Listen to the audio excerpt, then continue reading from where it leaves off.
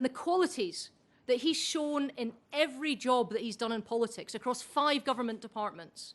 He's always pushed boundaries, he's always refused to accept limitations, buzzing with ideas and enthusiasm and marked out by that restless energy that you get from an outsider. But none of these qualities matter if people have stopped listening to what our party has to say. We have to speak the language of modern Britain. And if we want people's votes, we have to show that we share their values, their hopes, their dreams, their aspirations. They have to be able to look at the leader of our country and see something of themselves. And as a party, we are struggling to speak to great swathes of the population, younger voters, ethnic minorities, urban professionals, the very parts of the country that are growing the fastest, the very people that are turned off by the same old Tories.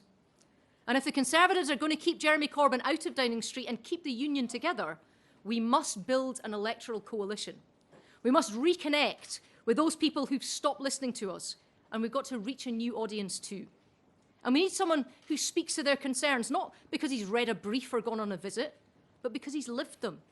Someone who's able to tell a story of our country, all of our country. Someone who understands shared identities, who's able to bring the home nations together and give everyone from Scotland, England, Wales and Northern Ireland greater reason to feel pride in our shared endeavour in our historic union. And a union that is every day under threat, from populist leaders already in power and those that are competing for it, from those who seek to sow division and reap rewards, putting political differences ahead of our shared values for their own ends.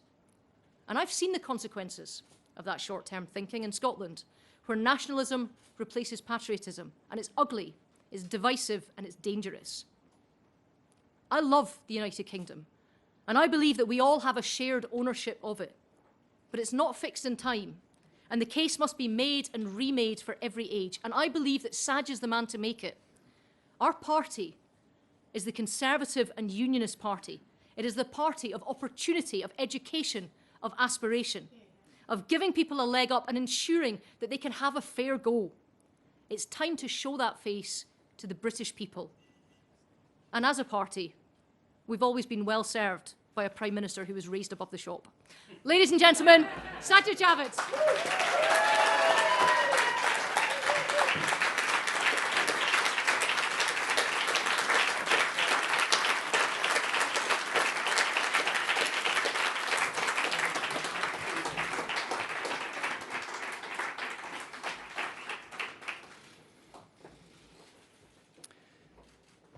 The first time I felt like an outsider was when I was 6 years old.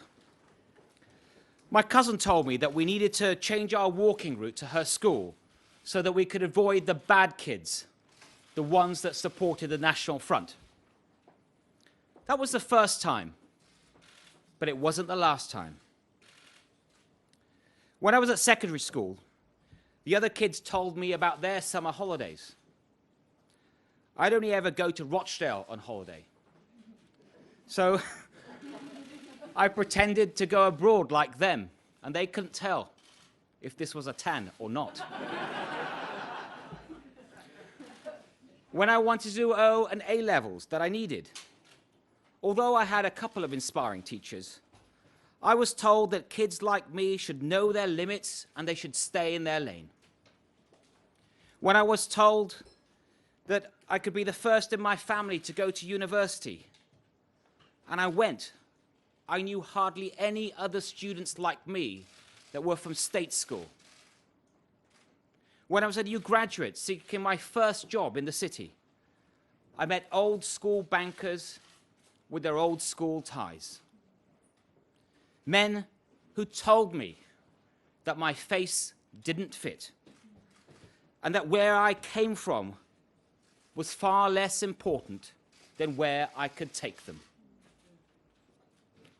And when I wanted to marry the love of my life, who happened to be white Christian, people in my wider family and community told me that I shouldn't, that I couldn't, that I must stick to my own, not to have kids who, in their words, would be called half-caste.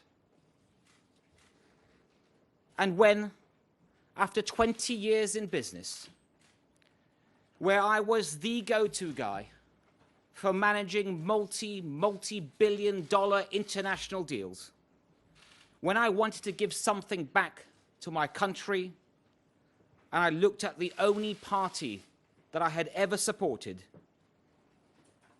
there were those who told me, no, it wasn't for me.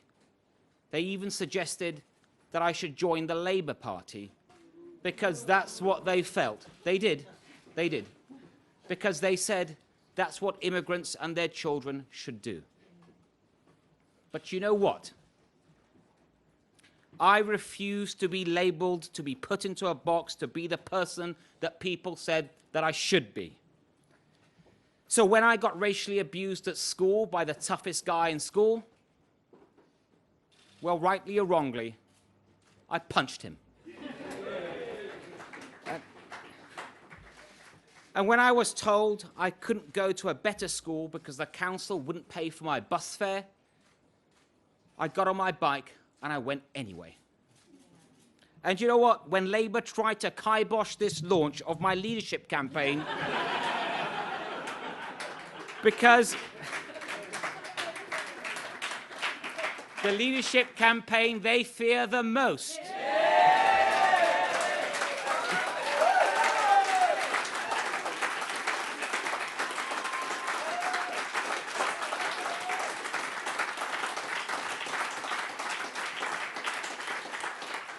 They failed, and here we are. And can I thank you all for waiting, for persevering. I'm very grateful. I hope you've been looked after. Thank you.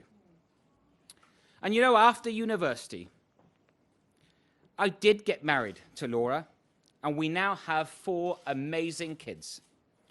And we have a dog called Bailey that you might have seen recently on Twitter.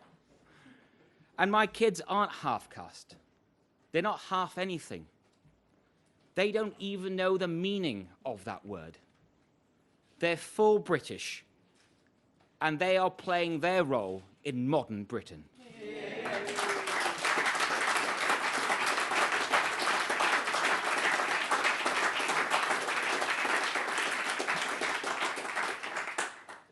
That's just one of the many ways Britain has got better and better in my lifetime.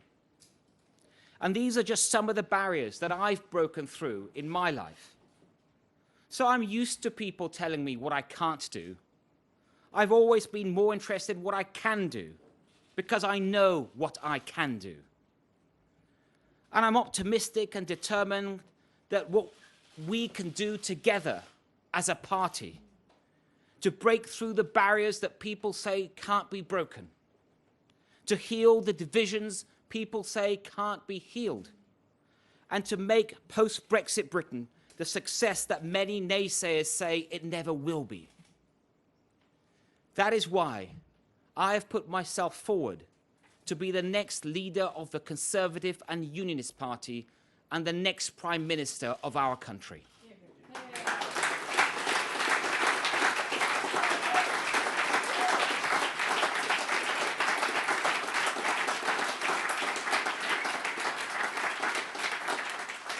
You know, that I can stand here today and I can say those words is testament to the enduring strengths of our party and our country.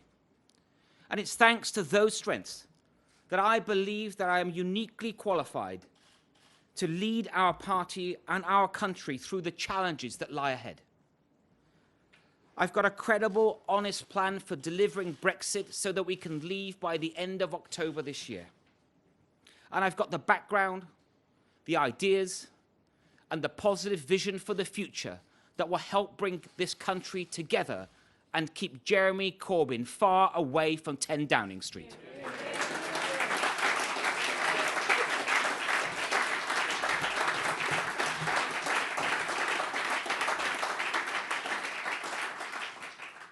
Because we have to recognise that making a success of Brexit is only the first step we need to take. In some ways, you could say it's the easy bit. British voters are rightly very demanding of those who govern them. Just delivering Brexit, doing what we promised that we would do, will not be enough for us to win a majority at the next general election. You know, it might surprise some people here in Westminster, but most people in this country do not just talk about Brexit. And we know that, and we have to show them that we know that. That we understand normal life. That we are tackling all the issues that matter. And that the Conservatives have changed, and they are changing. I know we can do this because in one part of the UK, we are already doing it. For years, we were behind in Scotland. We all heard Labour's joke about the number of pandas north of the border. Then the Scottish Conservatives threw out central casting and they elected somebody totally different. Yeah. Someone who made people look at our party again. Ruth Davidson brought that change, and with her she brought huge gains. Thanks to Ruth and her team, we are winning again.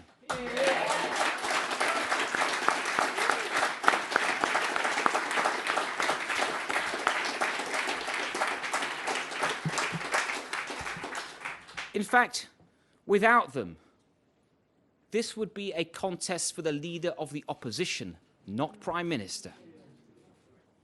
I'm so proud to have Ruth on Team Saj, because the change that she's brought to Holyrood is the change I will bring to Westminster.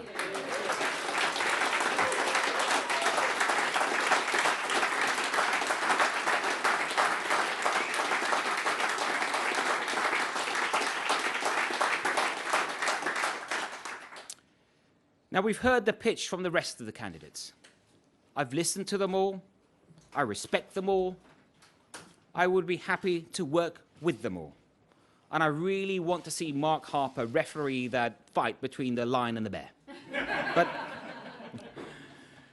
But I believe now more than ever that at this moment, as we face the challenges that are unlike any that we have faced before, this calls for a new kind of leadership from a new kind of leader. A leader is not just for Christmas or just for Brexit. We can't risk going with someone who feels like the short-term comfort zone choice. We have been in power now for almost a decade. At some point in the next 3 years, we're going to have to face our 4th general election and try to win a majority. And that will be after only winning 1 general election majority in the last quarter of a century. And that was only just. A win that was achieved not by galvanizing a narrow base, a base that, let's be honest, is getting narrower all the time, but by building broad support across the country. Now, we can rebuild that appeal. We must. We just need to show the public that we have changed and we deserve a second look. We need tomorrow's leader today.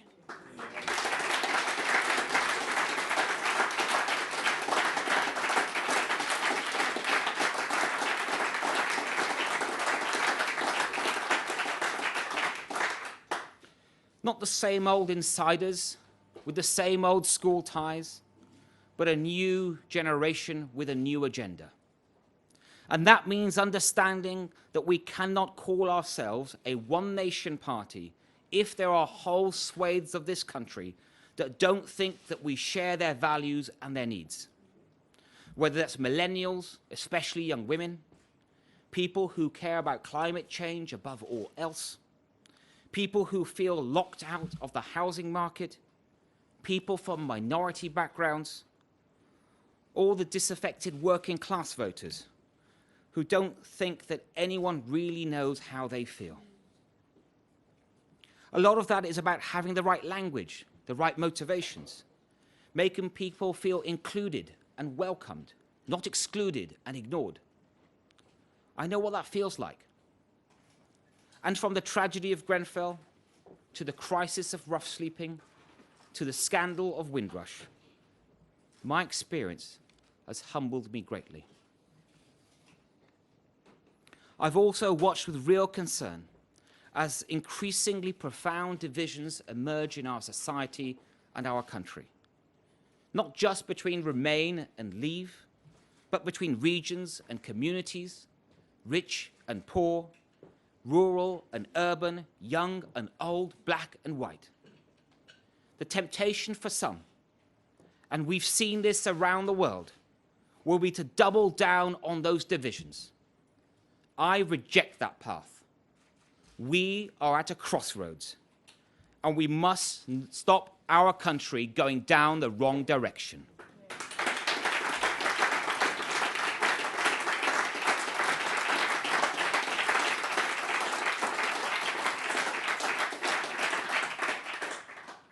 Now, to do that, we need to understand that we won't deliver on the referendum result simply by leaving the European Union. That the vote to leave wasn't just a critique of the Brussels establishment, it was also a critique of the UK establishment, against a system that feels increasingly rigged, and against a world where people feel that our best days are behind us. And it means understanding what we have done wrong as a party and as a government. Because we have been too timid too often.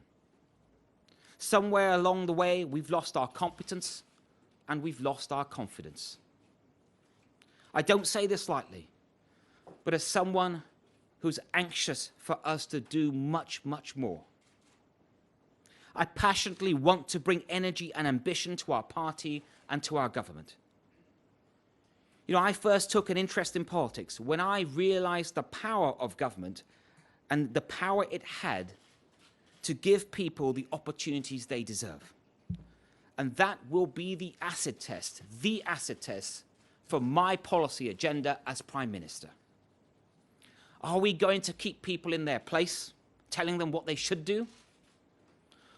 Or are we going to be taking on the elites and the cartels in the public and the private sectors and helping people with what they can do? Because the problem with much of the Westminster elite in all parties is that they have always been the insiders, never had to fight like the rest of us to get their foot in through the door. Life dealt them a good hand, and they've played it well. And I can't blame them for that. But it wasn't birthright or connections that got me where I am today. It was hard work, public services, and family. And it's those three ideas that will lie at the heart of my bold policy agenda. A manifesto for change that will make our country fairer, stronger, and more united. That will allow us to face the future with confidence and pride.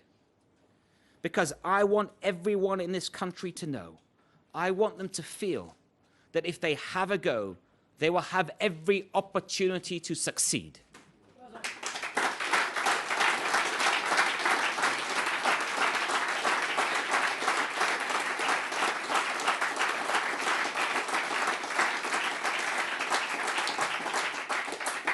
And that means world-class public services and bringing people together as a stronger and more cohesive society. Delivering on both of those things requires a strong economy to pay for it. That means low taxes, backing businesses and rewarding everyone that works hard.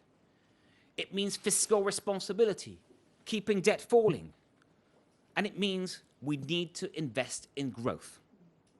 That is why I've outlined plans for an ambitious new £100 billion national infrastructure fund, taking advantage of some of the lowest interest rates this country has had for centuries, investing in projects that will create jobs and ensure that the British economy is fit for the future.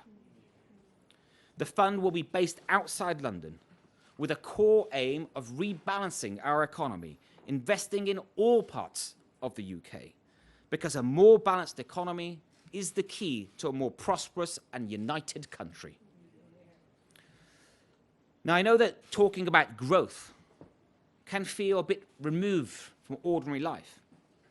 One of Jeremy Corbyn's top advisors even wrote a book complaining that people are obsessed about talking about growth. Well, I'm not ashamed to say I am obsessive about growth, because it gives families the security of a regular income and the knowledge that our world-class public services will always be there for them. You know, for me, public services have never just been the names of government departments. They were my lifelines. The teachers who made my career possible, the police officers who kept us safe when the street I grew up on became a centre for drug dealers, the NHS that cared for my father in his dying days. These aren't just numbers on a spreadsheet. They are the beating heart of our country, and they deserve a Prime Minister that truly believes in them.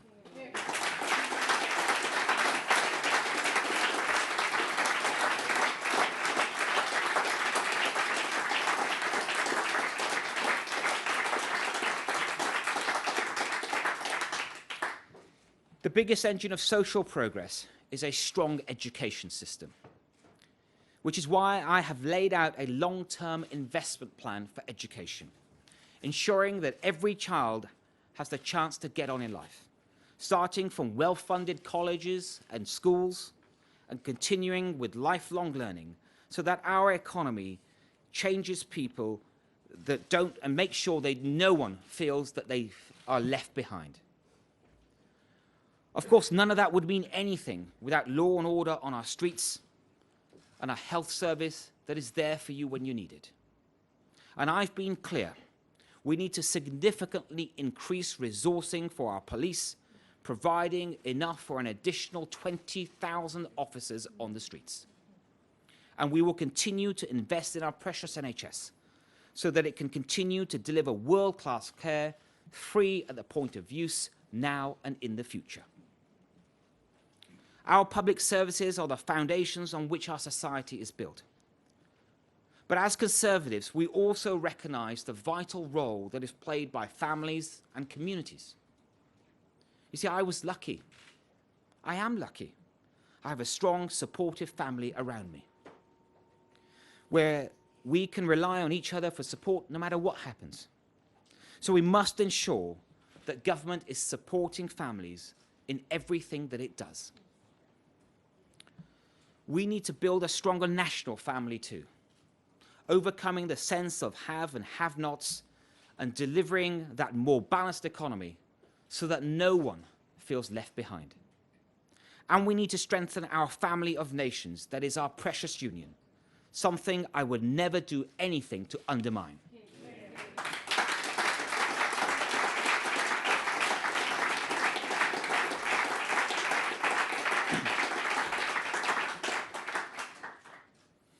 It is almost 2 centuries since the idea of one-nation conservatism was coined by Disraeli. It's not a coincidence that it took a bit of an outsider to understand our strengths and weaknesses as a country and as a party. We now have the chance to choose another outsider as Prime Minister. And we have many opportunities to seize as a country if we have the confidence to do so. Our party and our country have a great past, a past of which we can be very, very proud. But I am less interested in the history books than in the stories that are yet to be written. I believe in my heart that if we can unite as a party and as a country, our best days do lie ahead of us. And I speak with feeling about our party because for me, it was a choice. And I speak with feeling about this country because for my family, Britain was a choice. They came here for freedom, for security, for opportunity, and for prosperity.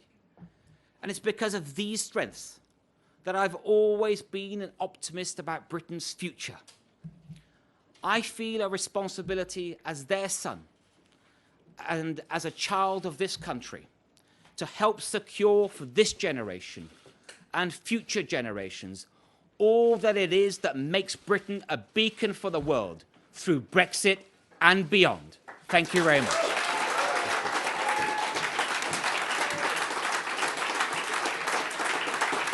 Thank you.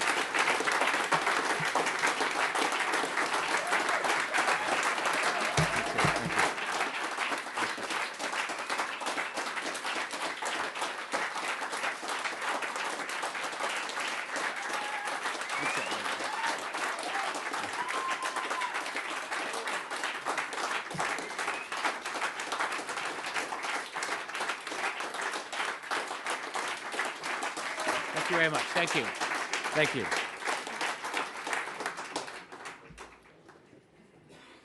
Thank you all very much. So we'll now take some questions. And once again, can I thank you all for being patient? And we'll start. I've got some names down here, and I'll start with those first, if I may. Then we will have some time for some further questions. And please let me start with is Beth Rigby here? And Beth, you shouldn't worry about anyone booing you at this event, you know, for just doing your job.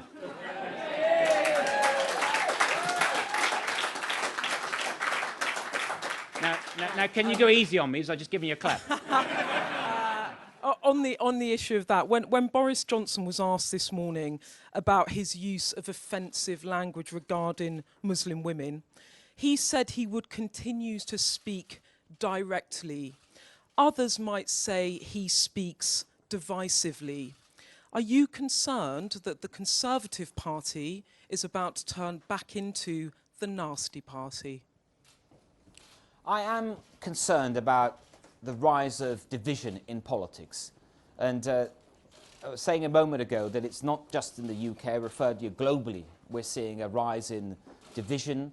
And alongside that, sadly, some politicians, and I'm not talking about anyone in particular here, but politicians around the world, that think that the way to win votes is to exploit division. And I'm very worried about that. It's not something I want to see in our country. In fact, I think with another one of our great political parties, the Labour Party, I think it's already gone that way. The leader of the Labour Party is all about identity politics, about absolutism, no compromise whatsoever. And I'm concerned about that. And we've got to make sure that our political future is not about division, but it's about bringing people together. And I think I'm well placed to do just that.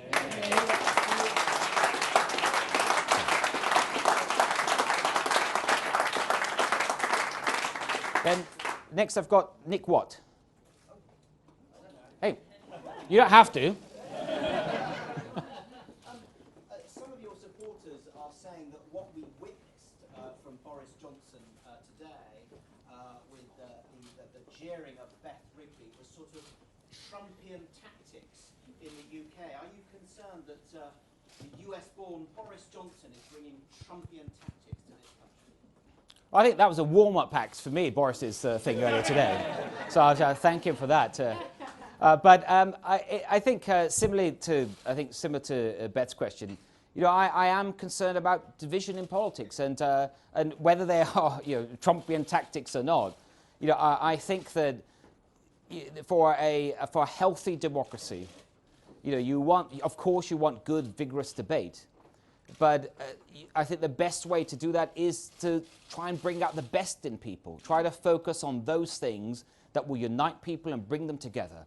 Because you know, the root of focusing on division, on extremism, you know, whichever end of the political spectrum it is, can only lead to ruin for democracy, and it's not something I want to see for our great country.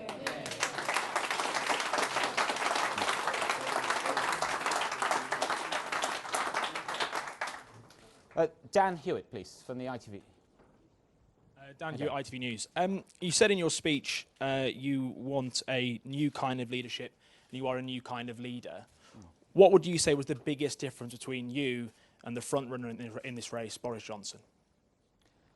I would say, well, I could give you a real long list of things if you like, but let me just focus on one. I'd say I'm a change candidate. Yeah, Boris Johnson is yesterday's news. Right, in that he's been around in politics for a while, he's achieved a lot, and he's probably, you know, he's still got a big role to play.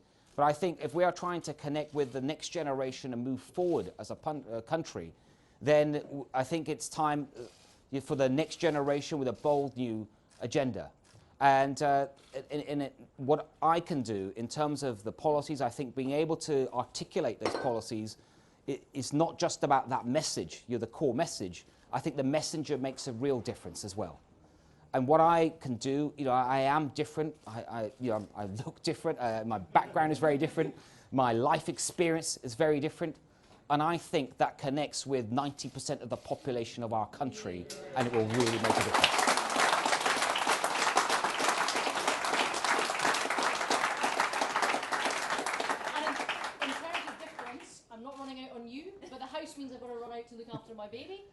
to catch your flight. We've all got responsibilities outside of politics, so very well done. Thanks. Let you See you take more later. Thank you. questions. Thank you. Thanks. See you later. Okay. Bye.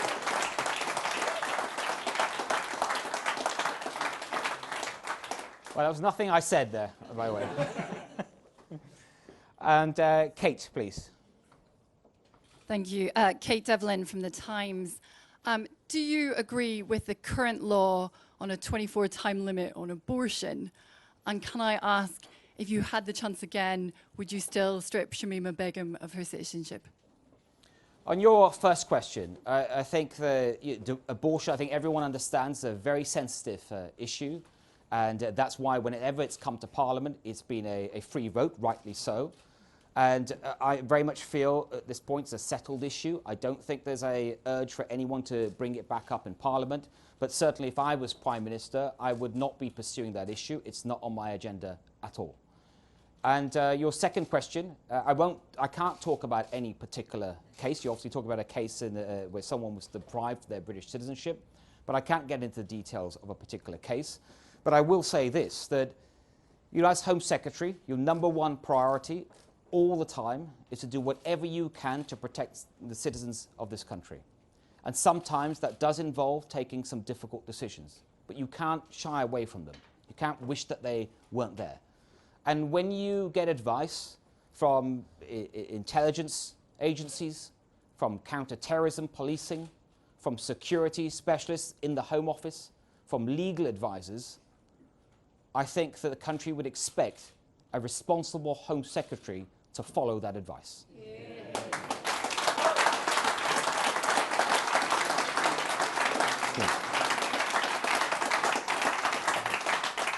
I've got Jack, please, for the Mail. Jack Doyle. Yep, Jack, please. Thank you.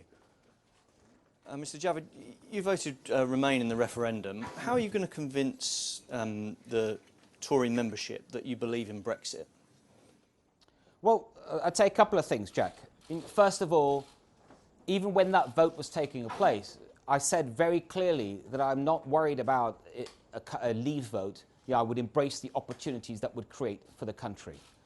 But more importantly, like almost every single Conservative MP at the time and now, I agreed that we should have a referendum and we should let the British people decide. And my vote was as important as your vote or any other citizen in our country. It wasn't worth anything more. And I agreed to be bound absolutely by whatever the will of the British people was. And that is critical now, in that it's a fundamental test of the fabric of our democracy. It's already been delayed and delayed, so we have to leave by the end of October this year. But also, when I look ahead and think about what we can do as a country once we leave and what we can achieve, I just think about all those opportunities. And I think, given my experience, my background, what I've talked about today, I'm in a very good position to help the country take advantage of them. Yeah.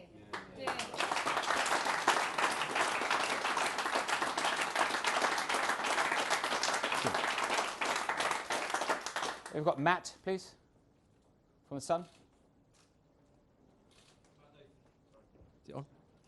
Matt Dathan from The Sun.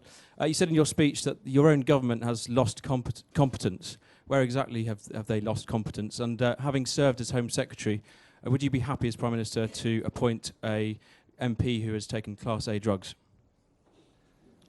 So, let me start with your last question first. You're obviously referring to my good friend Michael.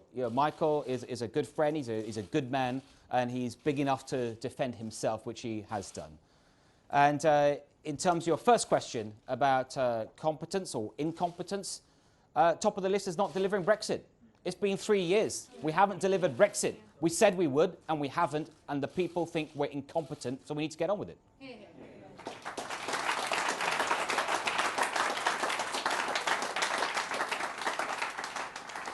Anna, please, from The Telegraph.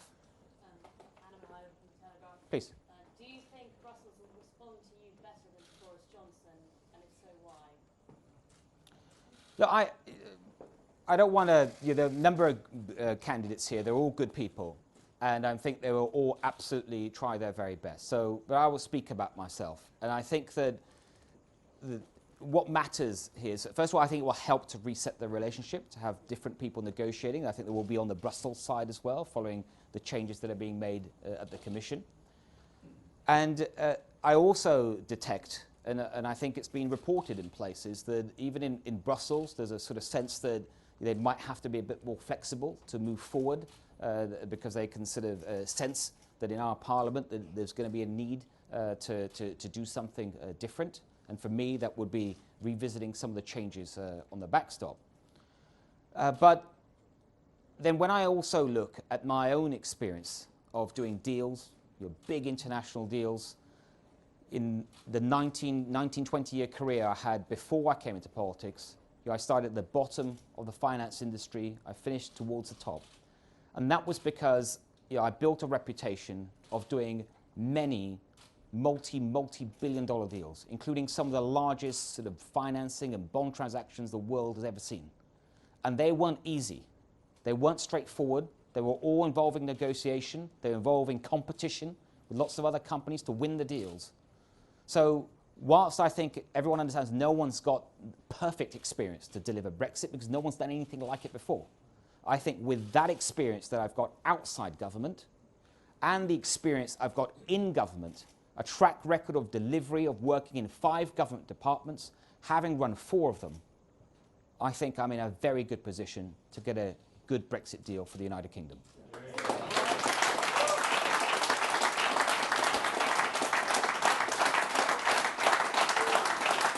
And then we've got, is Seb Payne here? Yeah, there he is. Seb.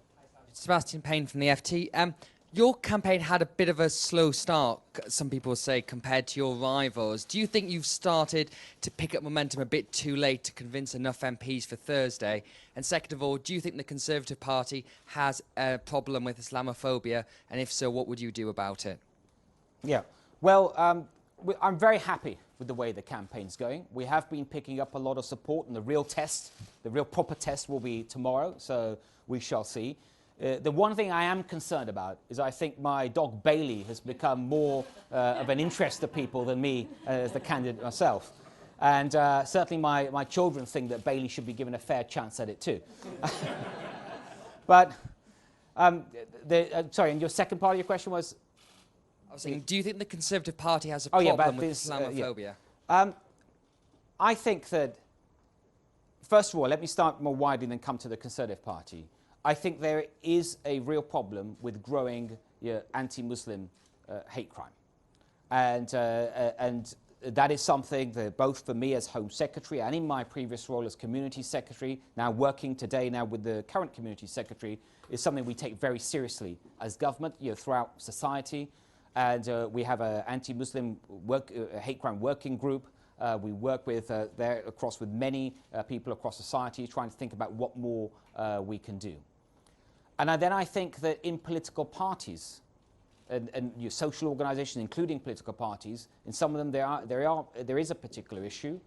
I wouldn't say, from what I've seen and my own experience and from what I know, that there is a real sort of particular issue in the Conservative Party with hate crime. But it is absolutely essential that whenever you come across someone that does something that any one of us in this room would find completely unacceptable, and they say something, that firm action has been taken, and that's what's always happening. Yeah. And I'd be very happy for someone externally, an organisation, to come and take a look as well, and to try and give some further sort of external reassurance, because I think we've got nothing to hide. Yeah. All right.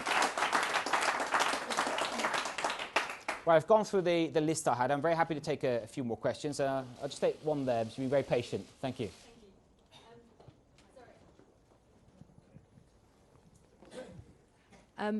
Good afternoon, Mr. Javid. I'm sure you'll be grateful to know that my question is not about Islamophobia or about Brexit.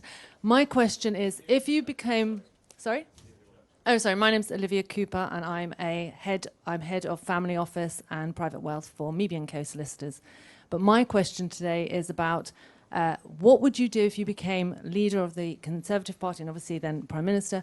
What would you do to protect our armed forces against persecution or prosecution?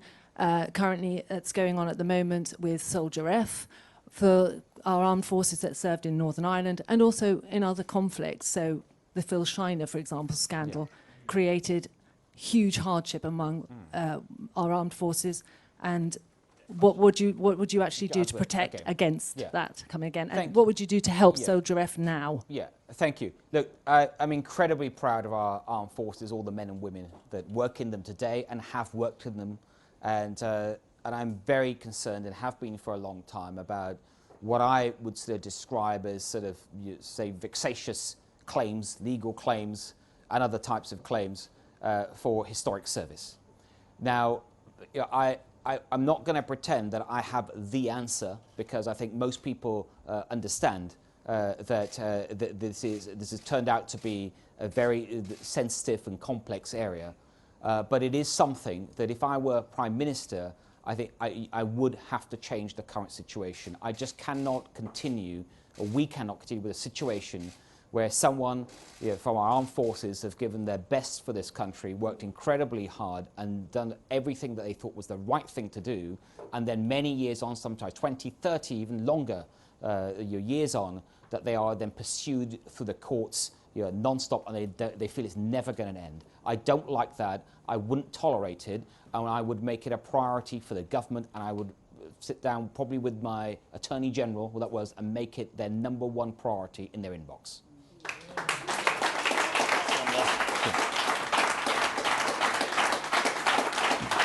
I will. Yes, please. Richard Gaisford from Good Morning Britain. I wondered when it was that you'd come to the conclusion that you needed to replace the 20,000 police officers that Theresa May had cut, and why it had taken you so long to kind of mention it. Well, first of all, probably before I was Home Secretary. Because as well as being Home Secretary, like all other ministers, a Member of Parliament, and in meeting with my constituents and some of the issues that were coming up, and then discussing with some of my colleagues, I won't say necessarily it was 20,000, but I felt that the cuts to police numbers had gone too far.